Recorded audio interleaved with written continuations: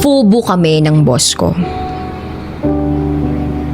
Itago niyo na lang ako sa pangalang Carmela. At ito, ang aking secret file.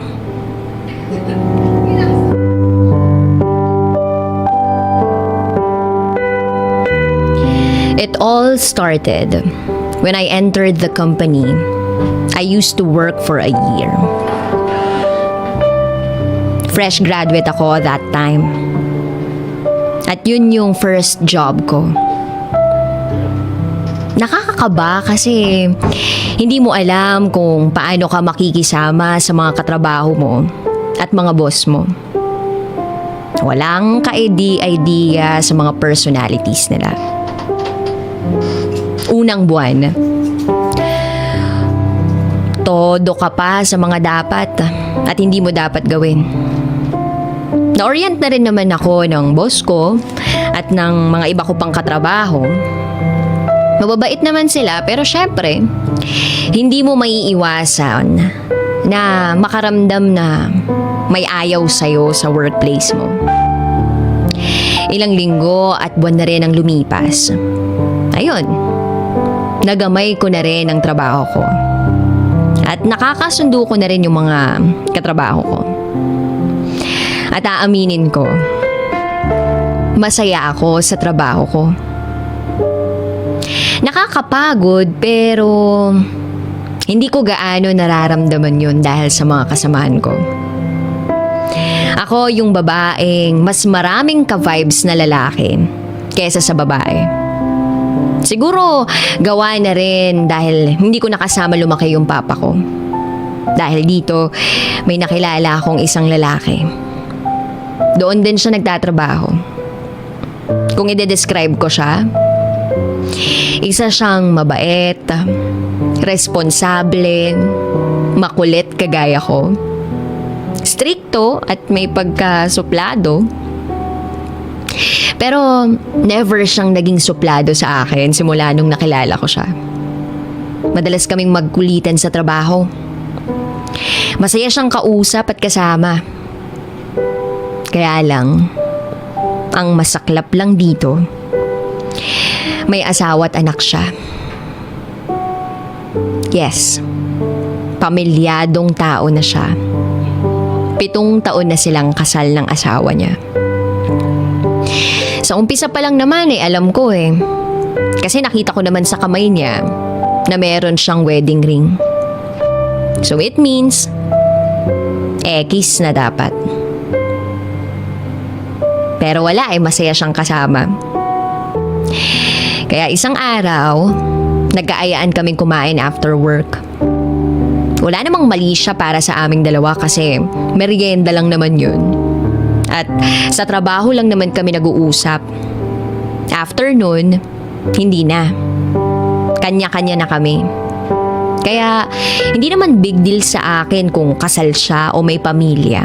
Kasi wala naman talagang namamagitan sa aming dalawa. By the way, 13 years ang tanda niya sa akin. Pero hindi gaanong halata kasi pag magkasama kami, hindi naman nalalayo sa edad ko yung itsurahan niya. Hanggang sa hindi ko napapansin, napapadalas na nga yung paglabas naming dalawa. At sa isang pagkakataon, ang ayaang kumain sa labas, sa ibang lugar na siya nag-aya. Siyempre nung una ayoko. Ang alam ko kakain lang kami. Una sa lahat, maraming pwedeng kainan at inuman. Pero bakit sa ganung lugar pa, 'di ba? Pero sabi niya, dahil sa sitwasyon niya, kaya gusto niya akong ayain doon. Ilang araw kong pinag-iisipan kung papayag ba ako o hindi. Hanggang sa'yo na nga. Pumayag na rin ako. Mali, 'di ba? Alam ko naman Fast forward. Eto na nga. Unang beses kaming pupunta sa lugar na iyon. Nagkakaalinlangan pa kung tutuloy doon o kakain na lang sa ibang lugar. Umikot kami sa mga posibleng kainan. Pero alam mo yun, parehas kaming nangangapa kung saan ba o ano ba? Ano ba talagang desisyon namin? Hanggang ang ending, doon kami napunta. Kumain kami pero hindi uminom. Uncomfortable ako nung una kasi hindi ko alam kung anong posibleng mangyari. Hanggang sa... ayun na. Hindi natapos ang gabi na yun. At may nangyari nga sa amin. Hindi pa nagsisink in sa akin yung nangyari hanggang sa kinabukasan. Nakita ko siya sa trabaho. At doon lang pumasok sa isip ko yung mga nangyari kagabi. Iniiwasan ko siya ng tingin at hanggat maaari, hindi kami magkasalubong. Kaya lang kasi, siya mismo ang lumalapit at kumakausap sa akin. Ilang araw natakbo sa isipan ko, bakit ako pumayag mangyari yun? Bakit? Bakit ako pumayag? Hanggang sa nagkaiwasan rin kami. Pero hindi namin gaano pinapahalata kasi alam ng lahat kung gaano kami magkasundo. At close sa isa't isa.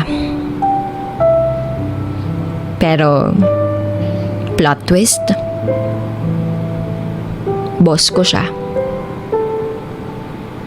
Habang tumagal, bigla niya akong hindi pinansin.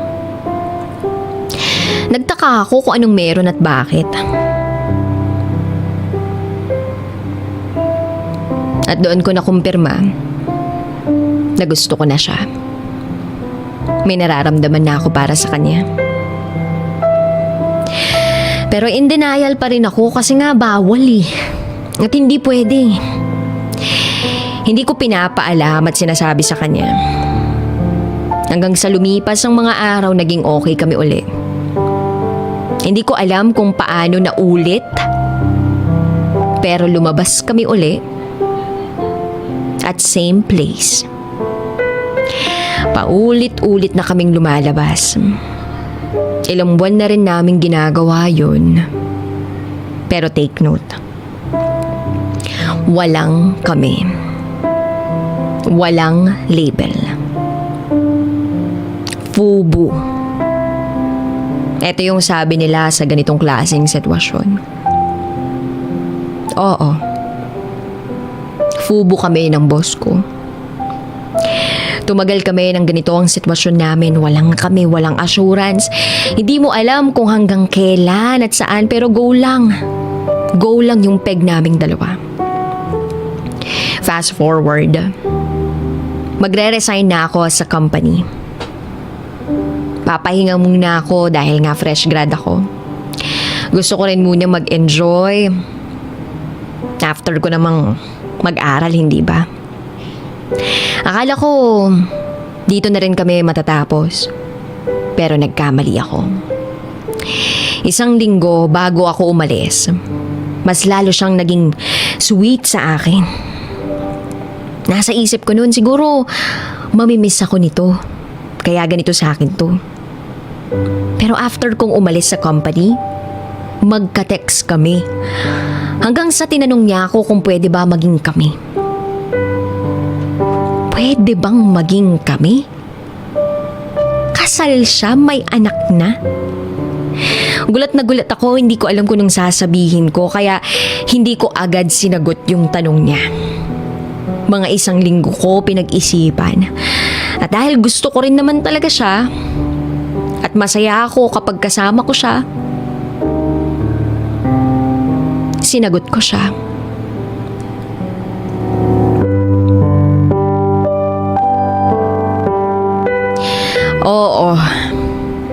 Oo na. Mali talaga. Maling-mali itong pinasok ko, pero masaya eh. Masaya ako kasama siya. Never kaming nagkaroon ng problema o pinag-aawayan dahil nga magkasundo kami sa lahat ng bagay.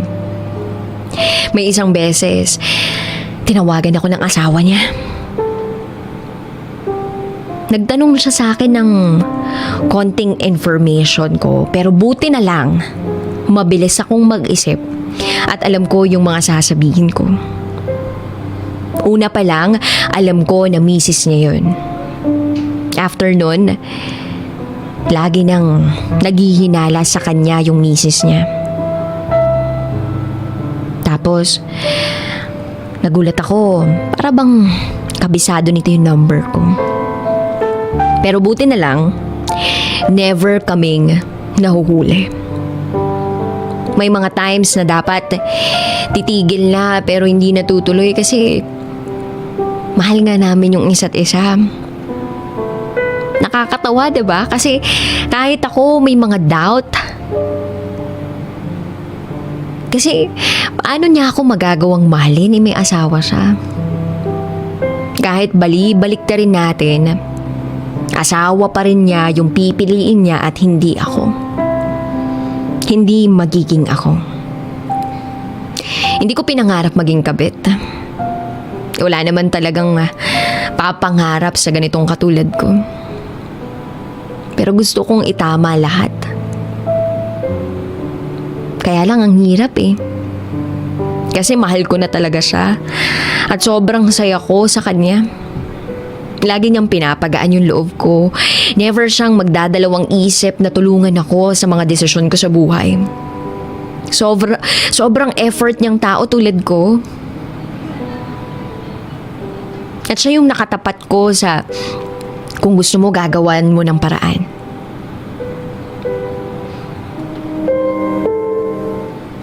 Mag-iisang taon na yung relasyon namin. Hindi ko alam kung hanggang kailan. At sana abutin tong relasyon namin. Gusto ko rin namang makawala at mabuhay uli ng maayos. Gusto ko mabuhay sa tama pero ang hirap. Lagi kong iniisip yung anak niya. Ayokong dumating yung panahon na malaman niya at maapektuhan siya. Ayokong maranasan niya yung naranasan ko. Ang lumaki ng walang ama. Dahil sa isang katulad ko.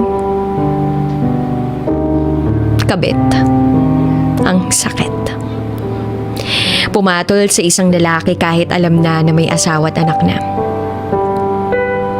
Pero hindi ko pa rin magawa yung tama. Hindi ko pa kaya. Paano mo nga ba iiwan yung taong mahal mo? Kung parehas naman kaming gumagawa ng paraan para mag-work yung relasyon. Paano mo iiwan yung taong mahal mo? Kahit alam niyong mali. At hindi pwede pero mahal niyo ang isa't isa. Hindi ko alam kung hanggang kailan kaya kong lumaban at ipaglaban yung maling relasyon namin. Mahirap itong itago sa tao. Paano ka ba bibitaw sa relasyon na gusto mong ipagpatuloy pa? Paano?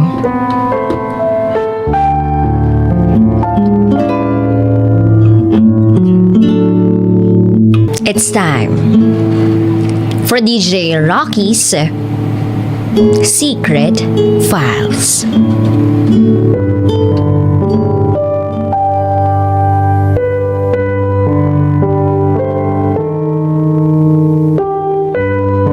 I gave my 100% trust. Even on those doubtful moments, I chose to believe because I always believe in the goodness of his heart.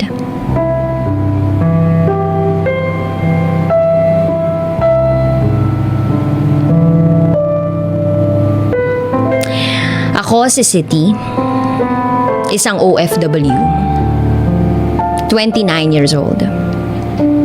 Nagmahal, nasaktan, pero babangon ulit. At ito ang aking secret file.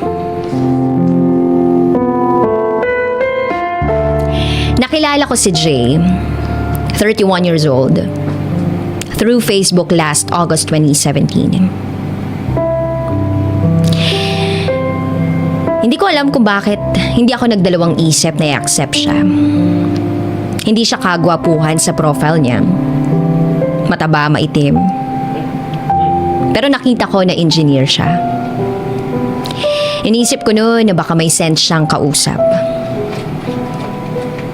Ayun, nag-message siya sa akin. At natawa ako sa wrong grammar niyang English.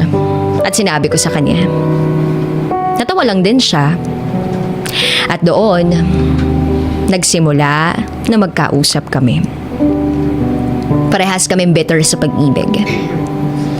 4 months pa lang nang magkahiwalay sila noon nung 6-year relationship niya. Ako naman, magdadalawang taon na simula nung ipagpalit ako ng ex-boyfriend ko sa kaibigan ko. Pero masasabi kong nakamove on na ako. Sa 2 taon na yon, inayos ko yung sarili ko. Nag-tour ako sa iba't ibang lugar dito sa Europe na mag-isa para makalimot at hanapin ang sarili ko. Hanggang sa natugpuan ko na lang ang sarili ko na nag-e-enjoy kasama siya. Kausap. Kausap through Messenger. Alam ko, hindi lang ako yung kausap niya noon. May mga kachat siya. Nasa lowest point siya noon. Kasi kahihiwalay lang niya doon sa minamahal niya dati. Tapos wala pa siyang project sa construction business niya. Alam ko naging sandalan niya ako. Pagkatapos ng 3 months naming constant na magkausap, doon nagpaalam siya sa akin na kung pwede manliligaw siya. Pumayag naman ako. Meron kaming mutual friend. Kaya yun yung kinlose niya para humingi ng mga favor. Nakatanggap agad ako ng bulaklak sa araw na humingi siya ng permit. Naligawan ako. At simula nun, every special occasion, nagbibigay siya ng mga bulaklak at chocolates. Oo, long distance ang gusto naming buuin na relasyon pero nag-e-effort siya. Sweet siya. At kahit busy siya, naisisingit niya ako sa schedule niya. Minit niya yung kapatid ko, nagpakilala na manliligaw ko. Nakilala niya ang buong pamilya ko bago pa man ako makita ng personal. Lagi niyang sinasabi nun sa akin na ako ang lucky charm niya. Kasi simula nang dumating ako sa buhay niya, sunod-sunod ang projects na dumating sa buhay niya. Feb 2018.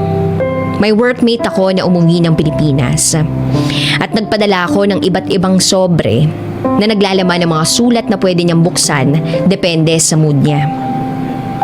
At isa doon ay isang letter na bubuksan niya sa birthday niya, March 31. First week nung March, umuwi yung auntie niya at yung uncle ko.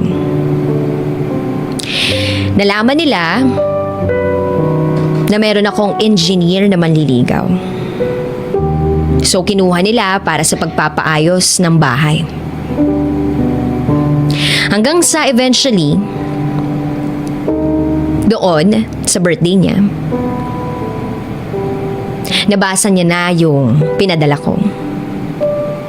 Oo, after 5 months ng panliligaw niya sa akin, sinasagot ko na siya.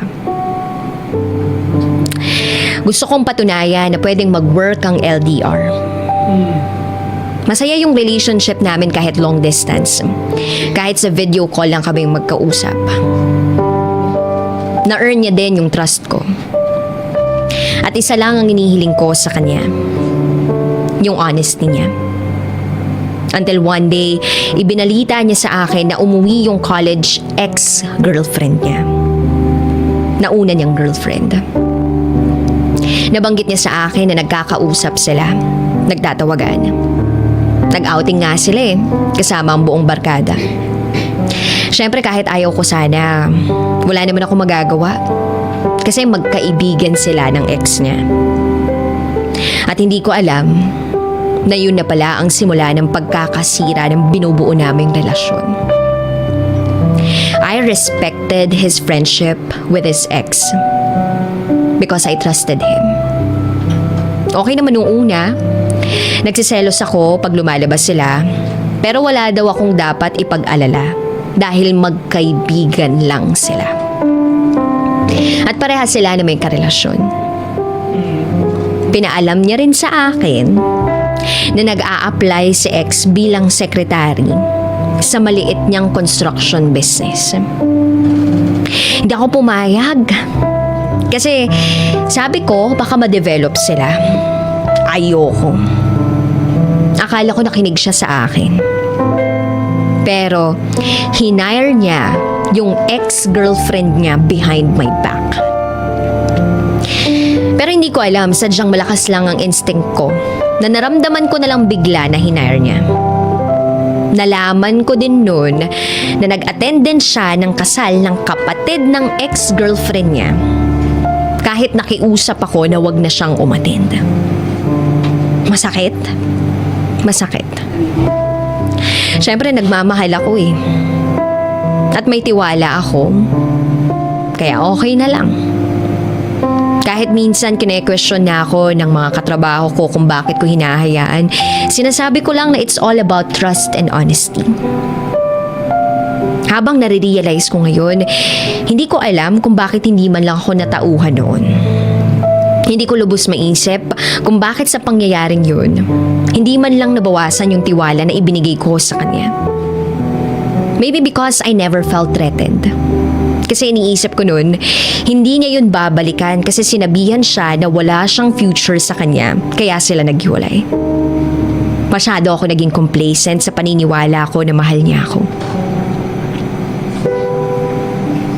First week pa lang ng July, nag-book ako ng ticket pa uwi ng Pilipinas. November yung uwi ko. Uwing-uwi na ako noon kasi gustong-gusto ko siyang makasama, gusto ko siyang makapiling. Nag-iilusyon ako na ito na talaga. Na siya yung binigay ng Diyos sa akin. Na siya yung sagot kung bakit kailangan kong dumaan sa sakit na mayayakap ko na siya, mahalikan. Akala ko mahal niya ako talaga. Nagpakatotoo ako, pinakita ko kung ano ako. Kung paano ako milos at gumalaw. 1 month lang yung vacation ko at nahati yon to spend with him at sa family ko. Nung di pa ako umuwi, sabi niya sa akin, araw-araw daw siyang uuwi sa amin. Kahit 2 oras yung ibabiyahe niya sa amin. Taga-probinsya kasi kami. And then, 1 week, straight, magkasama kami. At pagkatapos nun, tuwing weekends na lang. Hindi ko yun binigyan ng mali siya. Kahit na dati sinabi niya sa akin na araw-araw niya akong uuwian. Kasi alam ko kahit marami siyang trabaho, gagawa siya ng paraan para ako ang uwian niya. Nung time na yon, there is something off sa kanya. May mali pero hindi ko alam kung ano. Pag magkasama kami, lagi siyang naka-phone. I always ask him why. At sasabihin niya lang, ngayon lang ako nag-cellphone eh. Iniisip ko bakit ganun. Ngayon lang din naman kaming magkakasama. Hindi ko sinabi sa kanya kasi ayoko masabihan na clingy ako.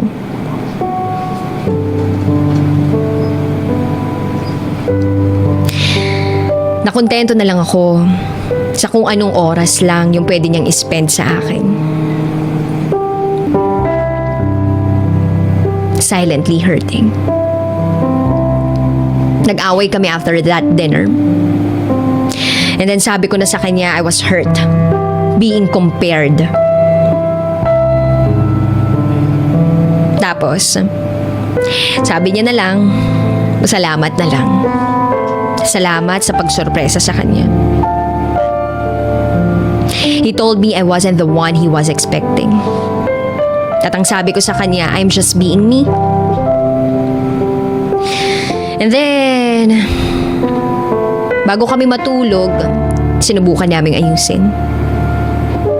Gumising kami na nag-enjoy sa resort. At pagkatapos, umuwi na lang kami sa amin. And then kinagabihan, nakita ko magka-chat sila ng ex niya. And then, habang naliligo siya, kinuha ko yung phone niya at hinanap yung convo nila. Wala, deleted. I confronted him, bakit deleted yun? At sabi niya baka daw masaktan lang ako. Sinabihan ko siya na kung hindi niya ako talaga mahal, sabihin na niya. Na di na niya ako kailangan pa. Sabihin niya lang yun. At wag niya na akong ihatid pa dahil kaya kong mag-isa. Kaya kong pumunta ng Maynila ng mag-isa. Sabi lang niya, sinundo niya ako ng maayos at ihahatid niya ako ng maayos. Umiyak lang ako nun. Natulog ng masama ang loob sa kanya. Kaya niyang mag-antay. Makapaghihintay siya. At bumalik ako ng Spain. 3 days ko pa lang na nakabalik nang tanungin ko siya kung bakit ang cold niya. Sabi niya marami daw siyang problema sa negosyo at naguguluhan daw siya sa nararamdaman niya. Hanggang sa nagulat ako sa sinabi niya. Humihingi siya ng space. Binigay ko naman. Pero kinabukasan, nakipag-ayos siya. At nag-sorry din naman siya. Hanggang sa aksidente kong natuklasan na mahal niya pa rin ang ex niya. Na mas mahal niya na yung ex niya kaysa sa akin. Ang sakit. Parang dinurog yung puso ko. Hindi ko maintindihan kung bakit pinatagal pa niya. Kung bakit hinayaan pa niya akong makipagkita sa kanya kung meron na pala siyang iba. Bakit pa siya nag-effort ng ganun? Bakit niya ako pinaasa? Nakiusap pa ako doon na ayusin namin, na bigyan namin ng chance yung sa amin kahit 1 buwan lang, pumayag naman siya. Kaso wala eh. Hindi naman siya tumigil sa pakikipag-communicate sa ex niya. Kaya ilang araw lang bumitaw na ako. Hindi ko na kinaya. Tinanong ko siya kung bakit siya nagstay. At sabi niya, gusto niyang patunayan na kaya niyang labanan na mahulog siya sa iba. At ang sakit dahil alam ko na hindi niya ako pipiliin. Naghiwalay kami dahil hindi ako yung pinili niya. At hindi ko na rin kaya yung sakit nung nangyari yung mga nangyari. Masakit na hindi niya sinubukang isave yung sa amin. Sinabi niyang subukan. O sinubukan niya, pero paano? Kung sana umiwas na siya nung nagsisimula na siyang ma-fall, mas lalo pa siyang lumapit. Para sa'yo, kung nakikinig ka man,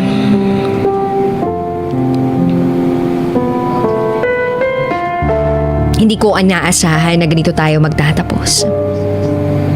Dahil akala ko wala tayong katapusan. Kahit halos sa video call lang yung relasyon natin, minahal kita. Buong-buo. Hindi ko alam kung kailan maghihilom ang sugat. Ang sakit na ibinigay mo sa akin. Pero alam ko, darating ang araw na mapapawi ang lahat at makakaya kitang harapin nang meron ng ngiti sa mga labi ko. Thank you sa pagsundo at paghatid mo sa akin. Sorry kung marami akong masasakit na salitang nabitawan. Pero sana naintindihan mo na nasaktan ako ng sobra. Dahil sobra rin ako nagtiwala. Sana hindi ka nagkamali ng pinili. Sana sa pagkakataong ito, kaya ka na niyang panindigan. Yung hindi ka niya iiwan dahil malabo ang hinaharap. Dahil hanggang ngayon, mahal pa rin kita.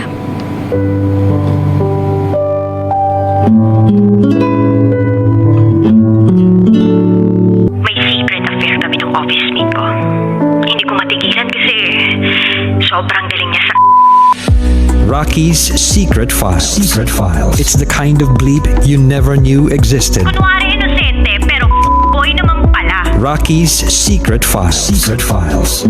And now, it's time for DJ Rocky's Secret Files.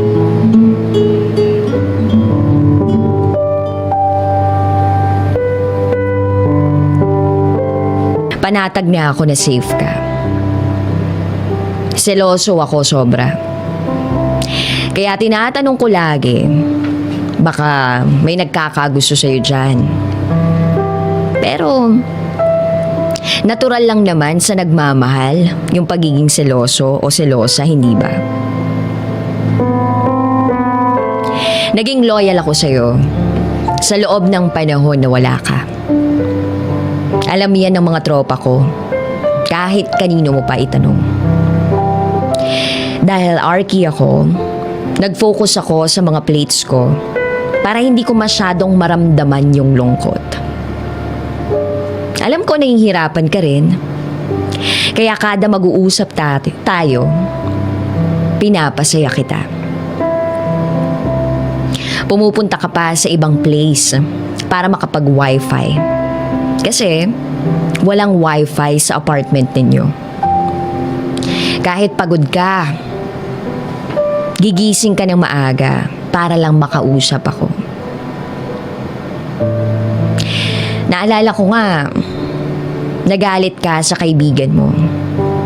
Kasi nakipaglandian ba naman kahit na may boyfriend sa Pilipinas? Galit na galit ka pa nun. Sabi mo, sinong matinong babae ang gagawa noon? Binago ng Amerika ang tawag nyo sa kanila. At mas lalong lumaki ang tiwala ko sa'yo. Kasi alam kong hindi mo magagawa sa akin yun. Pero nagkamali ako. Last 2 weeks bago matapos yung OJT ninyo, sinabi mo sa akin na pupunta kayo ng LA at tutuloy kayo ng bahay ng kaibigan mo. Pero 1 week before, bago kayo umuwi ng Pilipinas, ay magkakanya-kanya muna kayo. Kasi yung dalawa mong kaibigan pupunta sa kamag-anak nila. At ikaw, wala kang tutuluyan. Nagpaalam ka sa akin na doon ka tutuloy sa bahay ng kaklase mong lalaki na dati dito nakatira sa Pilipinas. At ngayon naman, nasa Las Vegas na. Sabi mo, tito mo yung kumausap sa pamilya nun. At close naman yung family ninyo. Sabi mo. At first nagalit ako. Siyempre lalaki yun eh. Pero sinabi mo na unang inisip ng tito mo ay ako. At baka daw magselos ako. So naging okay sa akin. Sinabi mo din na may girlfriend yung lalaki. Kaya wag akong mag-alala. Last week nyo sa work, unti-unting dumadalang ang pag-uusap natin. Humihingi ako ng konting time para makapag-usap tayo bago ka pumuntang LA. Pero palagi kang busy. Pero syempre, hindi pa rin ako papayag na hindi ka makausap. Umuuwi ako ng maaga para lang makausap ka. At kahit umuulan, Sinusuong ko basta abutan kang online. Madalas din akong puyat, hindi dahil sa plate, kundi kakahintay sa'yo na mag-online ka. Pero hindi pa rin kita nakakausap. Hindi kita makausap. Nasa LA ka na. May wifi lagi doon sa tinutuluyan ninyo. Siyempre ako tuwang-tuwa kasi madalas na kitang makakausap. Pero mali na naman ako. Naging busy ka kaka-travel mo. Pero okay lang naman sa akin. Kasi 'di ba pangarap mo makapag-travel sa ibang lugar. Aabutan kitang online. Pero lagi mong sinasabi na pagod ka at matutulog ka na lang. Unti-unti kang lumamig.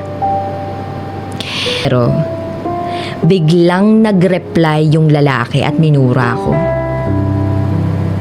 Hindi niya daw gagawin yung iniisip ko. At gay daw siya. Bakla. Huh? GF means BF daw. Naguluhan ako. Pero mas matimbang yung init ng ulo ko. Unang-una, bakit hawak niya yung cellphone mo? Pangalawa, bakit siya yung nagre-reply? Pagkatapos nun, hindi na siya nag-reply uli. Ilang araw siyang hindi nakipag-usap sa akin. Kinontak ko yung mga kaibigan kong IT na veterano sa computer para buksan yung Facebook niya. At doon, nasaktan ako sa lahat ng nalaman ko. Matagal na kayong magka-chat nung lalaki. Nung nagtatrabaho ka pa lang. Lagi kang pinapakilig ng lalaki. At kilig na kilig ka naman. Mas madalas mo siyang i-update kesa sa akin.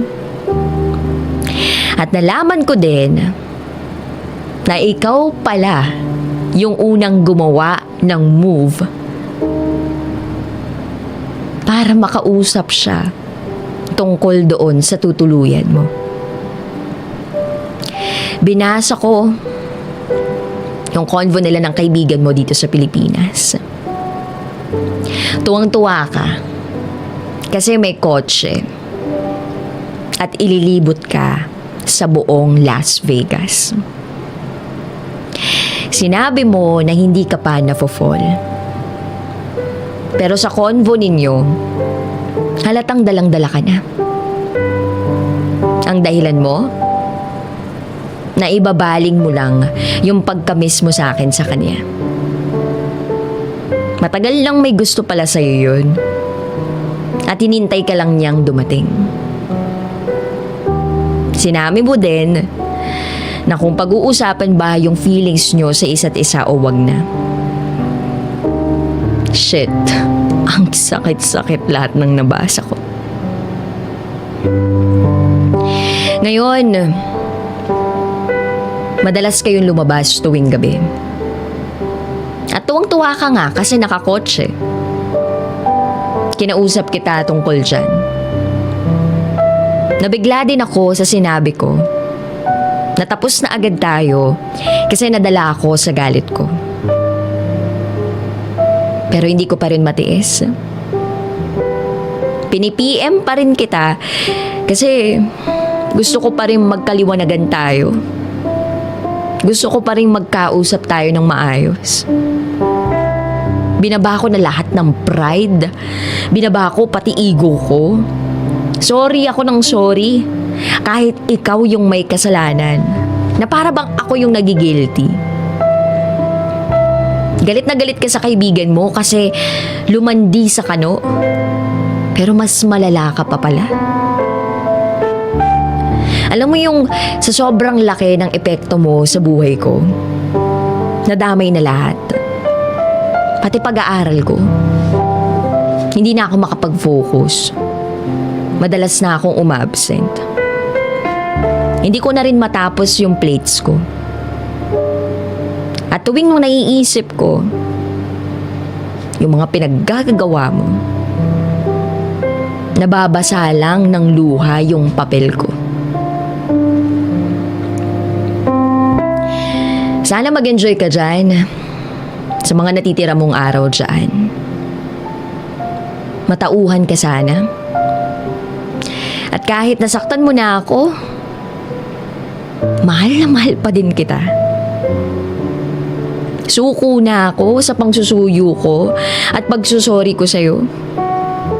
Alam ko wala akong pagkukulang. Baka nasobrahan lang. At kung mahal mo talaga ang isang tao, hindi excuse yung namimiss mo siya para lumandi sa iba. You hurt me like you almost take away my soul to my body.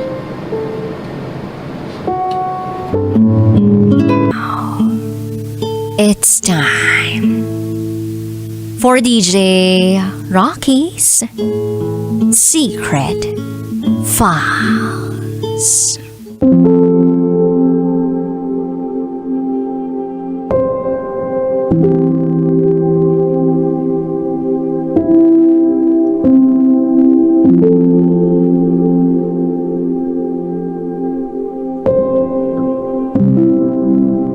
Mali na mahalin ko pa siya dahil may asawa na siya at magkakababy na sila.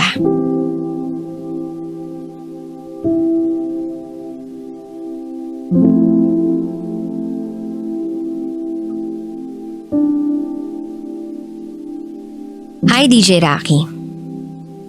I'm one of your biggest fans since I was in college. Lagi na akong nakikinig sa mga storya mo. Lalo na kapag usapang pag-ibig. Kasi nandun yung kilig. Nandun yung lungkot, lumbay, at tuwa. So, sinubukan kong magsulat ng secret file ko. Pero hindi ko itinuloy kasi sabi ko, wag na lang. Parang hindi sapat yung lakas ng loob na meron ako nun. Fast forward to this day. Every day, habang nasa trabaho, habang nakikinig ako sa'yo, meron nang nag-udyok sa akin na ibahagi ang sarili kong karanasan. And this time, buo na ang loob ko.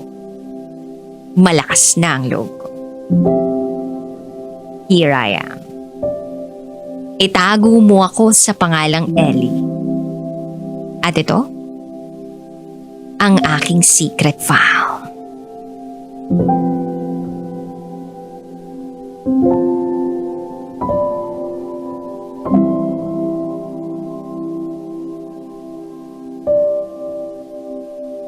Year 2021. Nung una akong mag-DH sa UAE.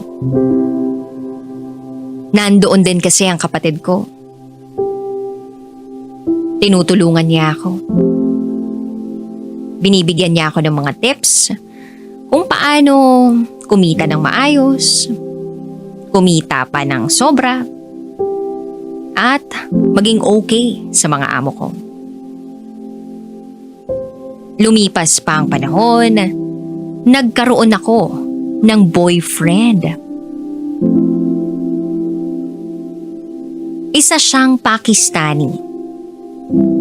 Itago natin siya sa pangalang Sahil. He is an electric engineer sa isang telecom sa Abu Dhabi. Habang ako naman ay isang katulong. Noong una, sa totoo lang hindi ko siya gusto. Dahil alam ko naman na ang uso sa lahi nila ay arranged marriage. Since bored ako, nakipag-chat lang ako sa kanya. Hindi ko akalain na sa paglipas ng mga araw ay mahuhulog ang loob ko sa kanya. Naramdaman ko na ang dali lang niyang kausap. Walang katoksikan. Kaya na-realize ko na mas madali palang makipagrelasyon sa ganitong klaseng lahi. Siguro dahil matalino rin siya. Nagpatuloy yung relationship namin. Hanggang sa kinailangan kong umuwi ng Pilipinas.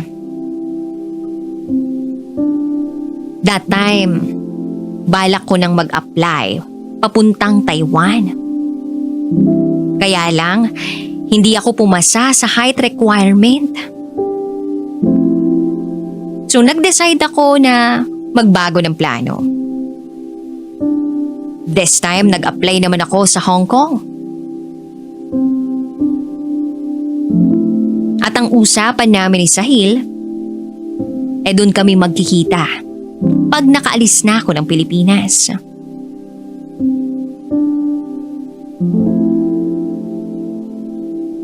Habang nag-a-apply ako papuntang Hong Kong, bigla naman siyang pinauwi sa Pakistan.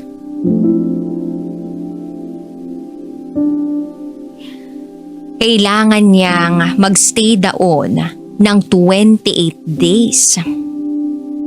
At sa 28 days na nandoon siya, 3 beses ko lang siyang nakausap. Wala siyang sinabi sa akin o ikinuwento. Hanggang sa nakabalik na siya ng Abu Dhabi. Pagbalik niya ng Abu Dhabi, back to normal kami. Magkatawagan kami 24/7. Hanggang sa pinalad na akong makaalis ng bansa para makapunta ng Hong Kong. Masaya kami noon. Dahil 1 year and 4 months na kaming LDR. At alam ko na mas may posibilidad na magkita na kami. April 14, tinawagan ko si Sahil. Pero parang may kakaiba. Dati naman, sinasagot niya palagi ang mga tawag ko. That time, hindi niya nasagot. Kinabahan ako. Naisip ko na baka may nangyari sa kanyang masama. Since alam ko ang telephone number ng opisina nila, tumawag ako over the telephone sa supervisor niya na para na niyang kuya. At doon ko nalaman na nag-sick leave pala si Sahil. Nag-message sa akin yung supervisor niya through WhatsApp. At ang sabi, may iba pang sasabihin sa akin. Kinabahan ako, DJ Rocky. At nang makita ko ang mensahe ng supervisor ni Sahil sa akin, para akong pinagbagsakan ng langit at lupa. Ikinasal na raw si Sahil.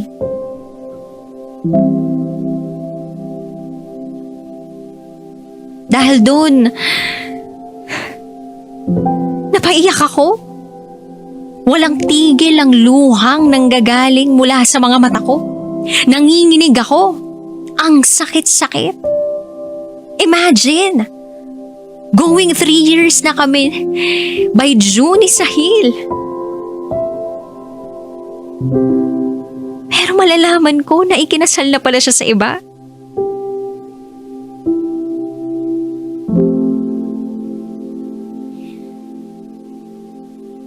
Ang sabi ng supervisor niya sa akin, hindi na raw siya makapagtiis na sabihin sa akin yon. Dahil alam niya at daman niya kung gaano ko kamahal si Sahil.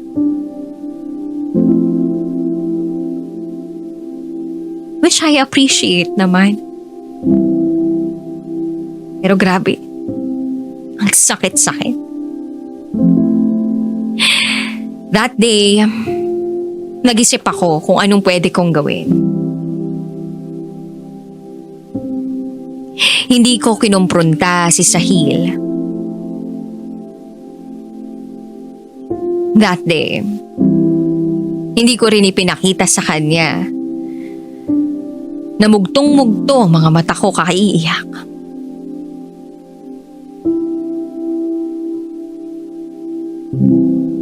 April 14. Tinanong ko siya,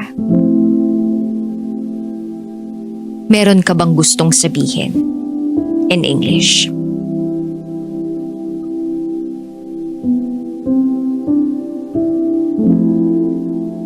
Alam niya agad kung ano yung pinupunto ko. Hindi ko na napigilan ang sarili ko. Umiyak na ako ng umiyak.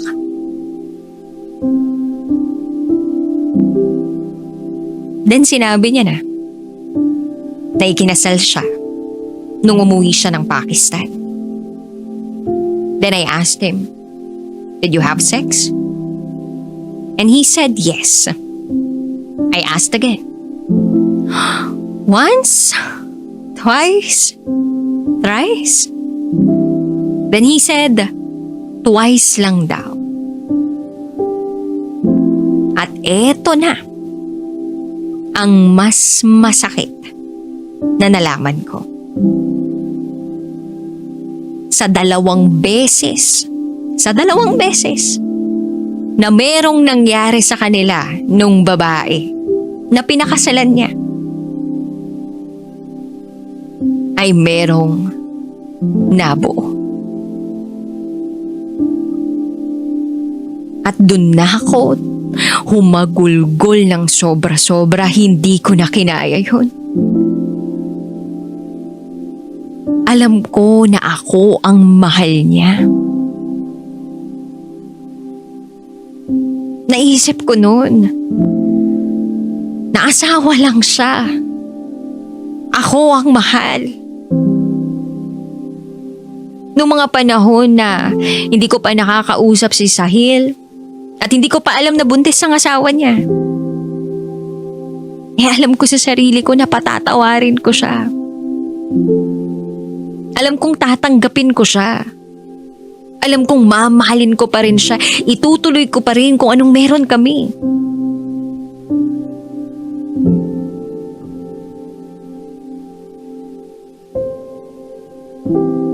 Pero nang malaman kong nabuntis niya yung asawa niya,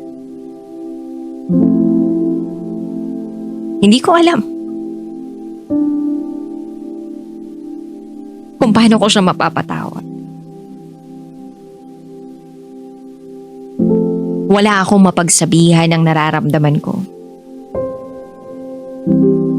Kaya natagpuan ko na lang yung sarili ko, DJ Rocky, na nag-i-install ng isang application. Dating app. Nag-register ako, nag-login ako. Nag-swipe ako. Nag-heart react ako on not more than 5 guys. Nilagay ko pa sa bio ko na hindi ako naghahanap ng kasex. Hindi ako naghahanap ng commitment. But serious relationship ang hanap ko. Yes. Yung mas mabigat pa sa sex at commitment. Serious relationship. So ang mga hinard ko na guys ay yung parang seryoso ang datingan for me. May mga nakachat ako. 3 different guys. Yung isa, Chinese, 40 years old. Isa siyang lokal sa Hong Kong. Siya ay teacher. Then, meron naman akong nakachat na 2 Pinoy. Yung isa, from the Philippines. At yung isa naman ay taga Macau. Nung naninimbang ako, parang ayoko ng Chinese. Kasi mahihirapan pa ako makipag-communicate. May language barrier, kumbaga. Then yung mga Pinoy naman, parang ayoko rin. Kasi parang fling-fling lang eh. Pero yung isang Pinoy na lumaki sa Macau, medyo nataypan ko. May konti akong interest dun. Itago natin siya sa pangalang J. Pure Filipino. But he was born in Macau. Never pa siyang umuwi ng Pilipinas. And take note, marunong siya na mag-Tagalog. Nag-react ako sa photo niya kasi parang seryoso siya. Parang naghanap siya ng seryosong relasyon. Then nag-PM naman siya sa akin. That time, wala pa naman akong nararamdamang kilig. Kasi broken-hearted pa ako eh. Ang mahalaga sa ginagawa ko noon ay magaan. Magaan ang lahat. Napapagaan niya ang kalooban ko. Naalala ko pa nga yung sinabi ko dati na hindi ako magmamahal ng Pinoy o hindi na ako magmamahal ng Pinoy. Pero eto ako, nag-e-entertain ng Pinoy. Pero hindi naman siya talaga Pinoy na Pinoy dahil nga lumaki siya sa Macau. So habang nililibang ko yung sarili ko sa pakikipag-usap kay Jay, bigla namang nagparamdam ang ex ko. Yes, DJ Rocky. Nagparamdam si ex. Nakikipag-ayos sa akin si Sahil. Gusto niya raw makipagbalikan. Then naging honest ako kay Jay. I told him na I'm trying to fix things with my ex kasi mahal ko pa.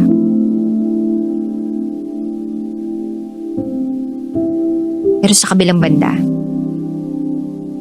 mali. Mali na mahalin ko pa siya dahil may asawa na siya at magkaka-baby na sila.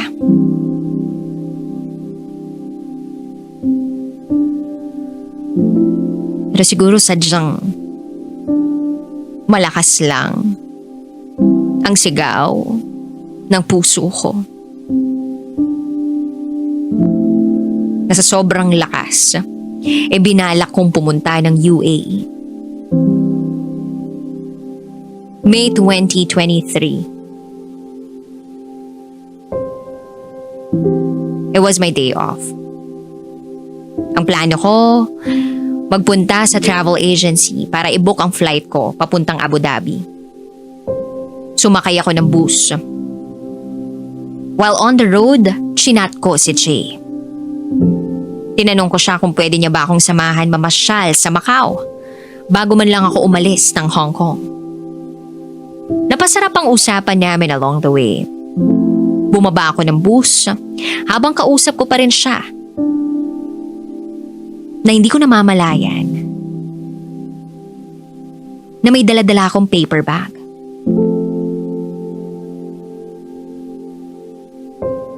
At dun sa paper bag na yun,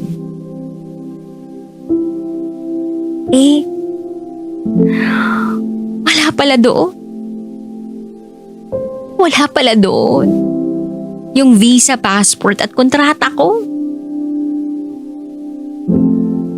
So nagmadali akong bumalik ng bus stop para balikan. Yung kung ano mang naiwan ko, nahulog dun sa bus. Kaya lang, huli na. Dahil nakaalis na ang bus. Kinabahan ako. Kasi, wala eh. Wala yung mga importanteng dokumento ko. Pero, paano ko sasabihin sa amo ko na nawala ko yung mga yun? At ano ang rason kung bakit ko yung dala-dala? So, ang nangyari, umuwi ako sa bahay ng amo ko. Nakaisip na ako ng palusot ko. Ang sabi ko, dapat ay mag-e-enroll ako sa caregiving school. Kaya dala-dala ko yun. Naniwala naman ang amo ko. That time, naisip ko na lang na baka senyales ni Lord na mali ang desisyon kong balikan pa si Sahil. Kaya, I decided na tapusin ang lahat-lahat sa amin. Jay was there. Noong mga panahong nagmo-move on ako from the pain caused by Sahil. Although hindi ko naman balak na gawin siyang rebound.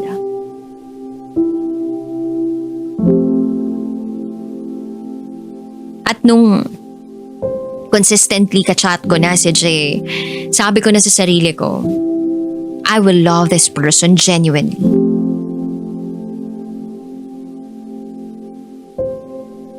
At ayun na. We began talking every day. Yung parang kami na kahit naniligaw pa lang naman siya. At mabilis ako nahulog sa kanya dahil magaan siyang kausap. Lagi siyang nagsasabi ng I love you. At ang lagi ko namang sagot ay thank you sa pagmamahal mo. Gusto ko pa naman sanang patagalin yung pagsagot sa kanya kaso mahal ko na rin siya. June 7, 2023, 12 midnight. Sinagot ko na siya. Kahit hindi ko pa siya nami-meet. On process ang passport ko. And same as him, hindi niya pa napapaayos ang documents niya from the Philippines. Ang sabi ng consulate sa akin, by September ko pa makukuha ang passport ko. So ang plan namin na pagkikita ay September. Pero hindi ko ina-expect. July 2nd week, while nasa school ako, ng alaga ko, dahil magsusundo ako, tumawag yung kasama ko sa bahay ng amo ko. Sabi niya, dumating na raw yung passport ko. Ang saya-saya ko kasi finally makaka-travel na ako ulit. And this time, mamimit ko na si Jay, ang aking online boyfriend. July 30, sobrang aga kong gumayak. 5:30 in the morning, umalis na ako ng bahay ng amo ko kasi weekend. While nasa bus ako, looking at the way dun sa bridge na dinadaanan ko going to Macau, I was wondering, saan papunta yun? Saan papunta ang relasyon namin ni Jay? So eto na. Nauna akong dumating kay Jay. Tumawag siya through a video call. Naka-off yung camera ko. Then, there he was. Nakasuot ng coort na color pink. May dalang bulaklak. Sunflowers. Hindi ko alam at bigla akong napayakap sa kanya. First time namin magkita in person. At nung nagkita kami finally, parang pakiramdam ko, matagal na kaming magkakilala. Ganun siguro pag nasa tamang tao ka na. Even if it's just a minute, it will feel like more than a lifetime. Expectation versus reality. Gwapo siya, matangkad siya, malaki ang katawan. Yung lips niya parang lips ng babae. So gumala na kami. Pero una naming pinuntahan ay simbahan. Nagdasal ako sa Panginoon na if it's not too much to ask, siya na sana ang pang-lifetime ko. Itong si Jay na sana ang pang-lifetime ko. Then after that, pinakilala niya ako formally sa mama niya at sa bunso niyang kapatid. Then, nagplano na kaming umuwi ng bahay niya kasi mainit pa sa labas, magpapahinga lang kahit saglit. So, pagdating ng bahay, alam na this. Mutual understanding. Nagyugyugan na kami, DJ Rocky. Damang-dama ko yung pagkasabik namin sa isa't isa. Yung pagmamahal namin sa isa't isa. Then every week, pumupunta na ako ng Macau to spend my off with him. Meron na kami laging plano kung saan pupunta at kakain, anong gagawin. Lagi naming sinusulit ang bawat pagkakataon na magkasama kami. At dahil doon, mahal na mahal ko na siya. Akala ko dati hindi na ako magmamahal tulad ng pagmamahal na ibinigay ko kay Sahil. Pero hindi pala. Going 1 year na kami ni Jay this June 7. We are on LDR. Ngayon nasa Macau na siya. Nasa Thailand naman na ako. But we are looking forward sa next na pagkikita namin. We will meet again. At sana dumating din yung pagkakataon na hindi na namin kailangang tawirin ang anumang bansa para lang makapiling ang isa't isa. Hanggang dito na lang po, DJ Rocky.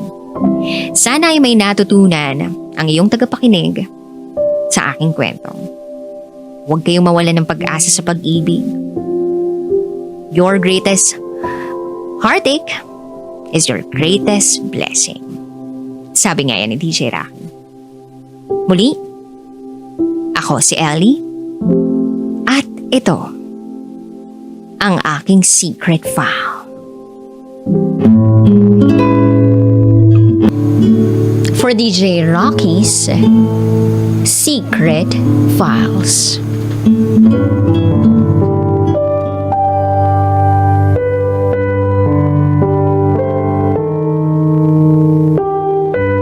At college. Kasi nag-transfer ako ng school at siya pumunta ng Manila. By the way, we are both from Cebu.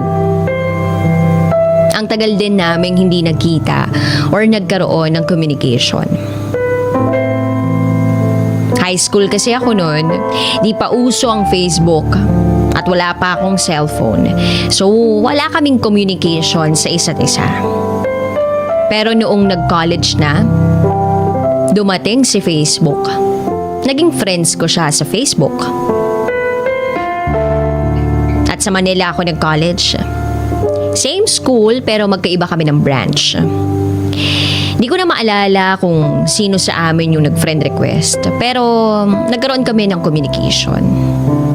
Nalaman namin na we are both in Manila studying for college. So nagplano kami na magkita pero never kami nagkita. Puro drawing lang. Pero yung mga word namin na magkikita kami, parang wala namang laman talaga. Parang for the sake na may mapag-usapan lang kasi di naman ganun ka-significant ang bawat isa sa amin. Minsan nagkaka-text kami pero nawawala rin. Pero wala lang yun, I don't mind naman. Basta nagre-reply lang ako kung nagde-text siya. Sobrang sweet niyang kausap, magaan kausap. Nakagraduate na lang kami ng college at nag-work, hindi pa rin kami nagkikita. Until graduate na kami at nag-work kami sa Manila parehas. One day, nag-text siya. Sabi niya, uuwi siya sa Cebu for good na daw. Doon na daw kasi Sa FB, inad ako ng isa kong friend sa isang group chat. Elementary friend ko. magkakaroon daw ng reunion at invited ako. So I joined. April 30, 2018, biglang may tumawag sa akin. Isang agent from a call center company. Nirefer daw ako ng friend kong gay. Let me just call him Red. Nirefer daw ako ni Red. So nagkaroon ako ng idea na i-chat si Red at i-invite siya sa reunion namin since sobrang tagal na naming hindi nagkita. At nandito din naman siya sa Cebu. Para may kasama rin ako sa reunion kasi nahihiya ako. Kasi grade 4 pa lang ako, nag-transfer na ako sa ibang school. Kaya baka hindi na ako kilala ng ibang classmate ko. So I decided na yayain din siya para dalawa na kami. From then, araw-araw na kaming magka-chat. Sobrang sweet niya sa akin and sobrang caring. Nag-reminisce kami ng past namin. Ang tagal ng kwentuhan namin sa chat. Hanggang sa naging araw-araw na kaming magka-chat ng non-stop. Pero wala lang sa akin yun kasi gano'n naman talaga siya dati pa nung nagkaka-text kami. But unlike before, na saglit lang kaming magka-text, ngayon iba na. Araw-araw na ngayon. Yung hindi mo aakalain na makaka-text mo siya ng ganun. Walang tigil. Kahit nasa trabaho ako, hindi kami nauubusan ng topic. At dahil doon, sobrang excited na akong makita siya sa reunion. May 13, 2018, the day of the reunion. Nag-usap kami na sabay kaming pupunta. Na wag ko daw siyang iwan doon kasi nahihiya siya. Baka daw na hindi na rin siya kilala ng mga friends niya. Ganong bagay. So sinundo niya ako sa amin. At yun yung first time ulit na nagkita kami ever since elementary. Di ako naiilang sa kanya. Nung tiningnan ko siya, kaibigan. Kaibigan ang nakatatak sa puso't isipan ko. Walang mali siya. Kahit sobrang sweet namin sa text, walang mali siya. Kasi alam ko na hindi siya straight. Oo, hindi siya yung lalaking lalaki talaga. Medyo mainhin pa rin siya. Pero hindi na katulad dati na sobrang hinhin. So sa reunion namin, naligo kami sa dagat. Sobrang gaan niya kasama. Hindi ko pa masyadong napapansin yung mga kinikilos niya nun. Wala lang naman sa akin yun. Pero nung after reunion, dumiretso kami sa bahay. At hinatid niya pa ako. Napaka-gentleman niya, diba? Mas lalaki pa siya sa lalaki. Pero makikita mo talaga sa kilos niya na medyo pino, mahinhin ng kaunti. So sa bahay nagkwentuhan kami. Ang dami namin napag-usapan tungkol sa buhay-buhay. Tapos, niyaya niya ako magsine, nanood kami, kumain kami sa labas. Tapos, araw-araw, magka-text pa rin kami non-stop. Hanggang sa nararamdaman ko, nag-iiba na yung text niya. Nakakababae na kasi sobrang caring na. Tinatanong niya ako kung kumain na daw ba ako. Tapos sinasabihan niya ako, huwag ako magpapagutom. Tinatanong niya pa ako anong oras ako uuwi, kung nakauwi na ba ako, anong kinain ko, kumusta ang araw ko. Pag mag-good night kami, lagi siyang may pa-kiss na emoji. Ako naman nagre-reply din ako ng kiss emoji. Yung walang mali siya. Tapos may mga text na siya na sinasabi niyang sobrang saya niya kasi nagkita kami uli. Naging close kami uli. Masaya siya dahil daw sa akin. Sobrang naging close na kaming dalawa. Komportable na ako sa kanya. To the point na inaasar na kami ng family namin. Inaasar na daw siya ng family niya na may girlfriend na siya. At ako daw yun. Mag-aasawa na daw siya. Yun yung mga bagay na sinasabi niya sa akin. Ako din sa bahay, pinagsasabihan ako na itigil ko na yung pagte-text at pakikipagkita ko sa kanya dahil daw baka ma-fall ako. Yun yung sinasabi sa bahay. Lumipas ang isang buwan na lagi ko siyang ka-text, ka-chat non-stop. May pinakita siya sa aking picture ng isang babae. Pinahuhulaan niya sa akin kung sino daw yung babaeng yun sa buhay niya. Sabi ko naman, friend mo? Sabi niya, hindi. Girlfriend daw niya yun dati. Nashock ako. Kasi never kong naisip o sumagi man lang sa isip ko na magkaka-girlfriend siya. Ayun pala, nagkaroon na siya ng 2 girlfriend before pa. Yung isa may label, yung isa wala namang label. Pero tinuturing niyang girlfriend niya daw. I asked him, talaga bang girlfriend mo yun? At sumagot siya sa akin ng, yes, Bing. At mahal ko yun. Mas lalong nanlaki ang mga mata ko. Alam niya sa sarili niya na minahal niya talaga yung girl. Mula nun, nag-open siya sa akin na confused daw siya. Mas lalo siyang naging confused nung nag-college daw siya. Na para na siyang natuluyan as a Becky kasi yung mga friends niya daw nung time na yon puro Becky. At ngayon, mas naging confused pa siya lalo dahil nakilala at nakausap niya daw uli ako. At may nakita siya na ibang mundo bukod sa mundong ginagalawan niya before. Ngayon, mas lalo na siyang na-confuse kasi hindi niya na nakakasama yung mga Becky friends niya, yung mga bi friends niya, dahil din daw sa akin. Ako naman medyo shock sa sinabi niya.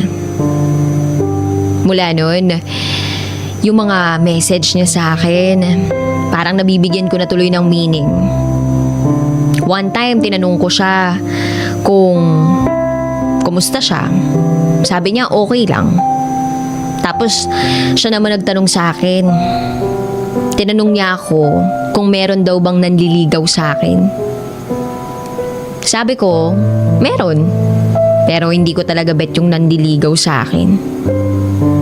Tapos sabi niya, patigilin ko na daw yung lalaki sa panliligaw. So without hesitation, hindi ko alam. Pinatigil ko talaga yung lalaki. Siguro naisip ko na hindi ko naman need mag-boyfriend. Nandiyan naman siya, si Red, friend ko. Masaya na ako na nandyan siya kasi ang gaan niyang kasama at kausap. Nako-confuse na rin ako sa nararamdaman ko for him. Basta ang alam ko, sobrang saya ko pagkausap ko siya. Naging routine ko na siya. Yung tipong sabik akong gumising every morning kasi alam kong I got a text message from him. Yung sweetness niya parang hindi na normal as a friend. Kasi nako-compare ko siya sa Becky friend ko dati. Super close din namin noon pero hindi tulad namin. Pag ako kasi hindi naka-reply agad sa kanya or walang kiss emoji sa text ko, magtatanong siya. Sobrang concerned niya sa akin. Eh dun sa Becky kong friend na isa, hindi naman kami ganun. Hanggang sa lumipas ang panahon na ulit yung overnight outing namin. This time mas konti kami. Kasama pa rin yung mga elementary friends namin. Pumunta kaming Tabuelan, north part ng Cebu. Sabi niya sa akin, tabi daw kami sa bus. So tabi kami, biyahe namin is 3 to 4 hours. Inasar ko siya na hindi ako sasama. Sabi niya bakit? Di daw siya mag-e-enjoy kung wala ako. Sabi ko, di naman ako kawalan kung hindi ako sasama. Tapos sabi niya, sa kanya daw, or sa kanila, hindi ako kawalan. Pero para sa kanya, sobrang laki ng mawawala sa kanya. Pagkarinig ko nun, yung tibok ng puso ko bumilis. Di naman sa umaasa ako pero nakakakilig lang kasi na sabihin niya yun. Tapos sabi ko, kawaii mga kalokohan mo . Tapos naging seryoso yung mukha niya, sabi niya totoo daw yun. He looks serious naman. Kaya naniwala na lang ako. Inaasar kami ng friends namin noon na parang kami daw. Ako naman iniisip ko, bakit nila ako inaasar? Hindi ba nila alam na bakla siya? Pero kahit ganun, masaya ako sa kanya. Tapos, yung suot namin parang pang-couple. Parehas kaming may suot na damit na color red. Tapos parehas kaming nakakap. Mahilig ako mag-cap, tapos si Red, nanghiram siya sa akin ng cap. So, yung cap na meron kami, same style. Kasi sa akin, pareho yun eh. Yung cap na may rings, yung ganong style. Tapos mas lalo pa kaming inaasar ng mga kasamahan namin. That time na inaasar nila kami, I question myself. Bakit parang kinikilig ako? Mula noon, pag nagte-text si Red sa akin, iba na talaga yung nararamdaman ko. Lahat nalalagyan ko na ng meaning. So I asked my friend in Manila. Kasi may Becky din siyang friend. I told her everything. Sabi ko, normal ko ng sobrang higpit. Hanggang sa makatulog na siya. Ang bilis ng tibok ng puso ko noon. And at the same time, masaya ako. Hindi ako nakatulog nung gabing yun, samantalang siya tulog na tulog habang hawak yung kamay ko. Kinaumagahan, maaga silang naligo sa beach. Ako nakahiga lang bangag. Iniisip ko yung paghawak ng kamay niya sa akin kagabi. Gusto ko siyang tanungin kung bakit niya hinawakan yung kamay ko, kung conscious ba siya doon. So iniisip ko na lang, baka hindi niya talaga naalala lahat ng yun. Hindi siya aware. Kasi hindi naman namin napag-usapan nung araw na yun. Ayokong maging hopya, so pinalampas ko na lang. Hindi ko na lang tinanong sa kanya. Lumipas pa ang mga oras. Napaka-maasikaso niya sa akin. Halos lahat napapansin niya sa akin. Inaasar na kami lahat ng mga kaibigan namin na meron daw silang nakikita na something na parang kami na daw. Pero hindi talaga kami. Nung pauwi na kami, medyo nakatulog ako sa bus. Pero naalimpungatan ako at napapansin ko na tumititig siya sa akin. At nung umuwi na kami sa kanya-kanya naming bahay, doon niya na binanggit yung paghawak niya ng kamay ko. Dinaan niya sa pagsabing, Bing, parang nanaginip ako nung outing natin. Sabi ko, ha? Anong panaginip mo? Sumagot siya ng, hinawakan ko yung kamay mo. Sabi ko, panaginip nga lang yun. Sabi niya, hindi Bing, parang totoo eh. So I asked him, bakit mo ginawa yun? Sagot niya, gusto ko kasing maramdaman mo, Bing, na mahalaga ka sa akin. Dagdag niya pa, I like you, Bing, and I'm starting na pahalagahan ka. Sabi ko, ha? Niloloko mo ba ako? Ginugulo mo lang isip ko. Ayaw niya daw madaliin ang lahat kasi natatakot siyang masaktan ako. Hayaan daw namin ang universe to figure things out. At siya din daw may finifigure out pa sa sarili niya. Naging ganun yung situation namin for almost a month. Parang kami pero walang label. Nililimit ko yung sweet replies ko sa kanya. Kung dati naghahanap siya ng emoji kiss sa akin, binigyan ko siya ng emoji kiss, ngayon hindi na. Kung dati ako yung unang nagte-text sa kanya ng good morning, ngayon hinihintay ko na siya yung unang mag-text sa akin. After ilang weeks, tinanong niya ako kung may nagbago ba sa akin. Sabi ko nagiging careful lang ako sa mga nire-reply ko. Para iwas na rin akong ma-fall sa kanya. I'm trying intindihin yung mga messages niya kung anong meaning nun. The way siya kausap, gusto niya ako pero ayaw niya ng label. More than a friend daw ako sa kanya. Sabi ko sa kanya na maging careful din siya sa mga words niya. Pero parang hindi naman siya naging careful kasi mas naging sweet pa siya. Nahihirapan na ako. But at the same time, masaya ako.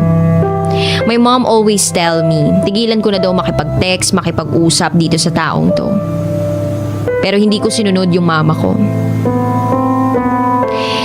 There was a point na sobrang down niya. Nahirapan siya sa work niya dahil sa management. I was there for him. And then, he thanked me kasi I was there for him listening sa rants niya. Hanggang sa isang araw, nag-resign siya, lumipat ng ibang work. Hindi ko alam kung anong ako sa buhay niya. Hindi ko alam kung naliligaw ba siya sa akin o hindi. Pero base naman sa sinasabi niya, masaya siya sa akin. Pag nagkikita kami kumakain sa labas, hinahatid niya ako pauwi. Di naman siya naniligaw.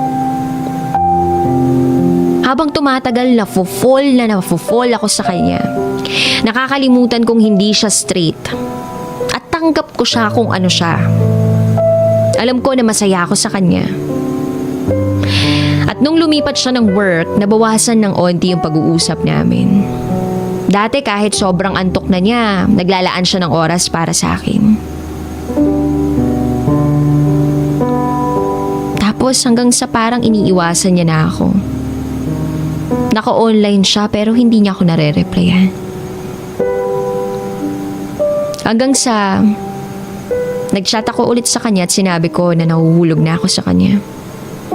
Lahat-lahat sinabi ko. Sabi ko naman sa kanya na mahalaga ang friendship namin. At gusto ko lang maging aware siya. Nag-reply siya, sabi niya, sobrang special ko daw. Ayaw niyang madaliin ang lahat at ayaw niyang masaktan ako o na nandyan lang siya. Because I like him, maging sino man siya. Thank you for reading my secret file. Again, this is Bing. And this is my secret file.